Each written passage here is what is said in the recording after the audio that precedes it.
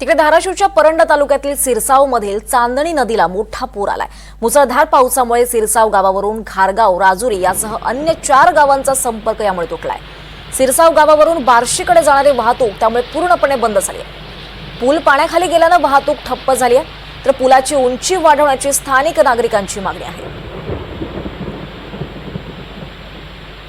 पूल पाण्याखाली गेल्याने वाहतूक नदीला खूप मोठा पूर आलेला आहे। वारंवार नदीला पाणी असल्यामुळे लोकांची गैरसोय होत आहे। तरी शासनाने याची दखल घेऊन त्वरित पुलाची उंची वाढवण्याचे काम करून घ्यावे।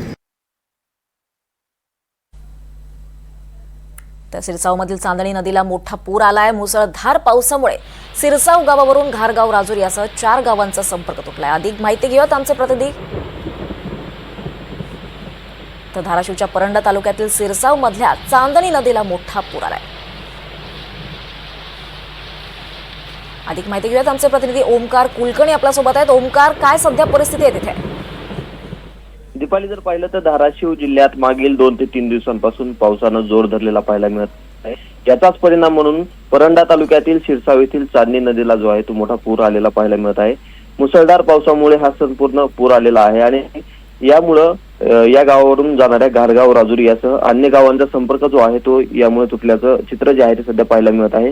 त्याचबरोबर सिरसाव गावावरून बार्शीकडे मोठ्या प्रमाणात वाहतूक जी आहे ती होत असते आणि ती वाहतूक देखील आता बंद करण्यात आलेली आहे। येथील जो पूल आहे तो संपूर्ण पाण्याखाली गेलेला आहे, त्यामुळे ही संपूर्ण वाहतूक ठप्प करण्यात आलेली आहे।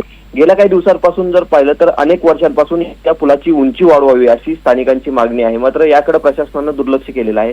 परिणामी आता गावाचा संपर्क तुटची देखील घटना जी आहे ती आता कुठे यातून समोर आलेली आहे। यामुळे या पुलाची उंची वाढवावी अशी मागणी जी आहे ती आता स्थानिकांकडून करण्यात येत असल्याचं पाहायला मिळतं। दीपाली, निश्चितच धन्यवाद ओमकार या सगळ्या सविस्तर माहितीसाठी।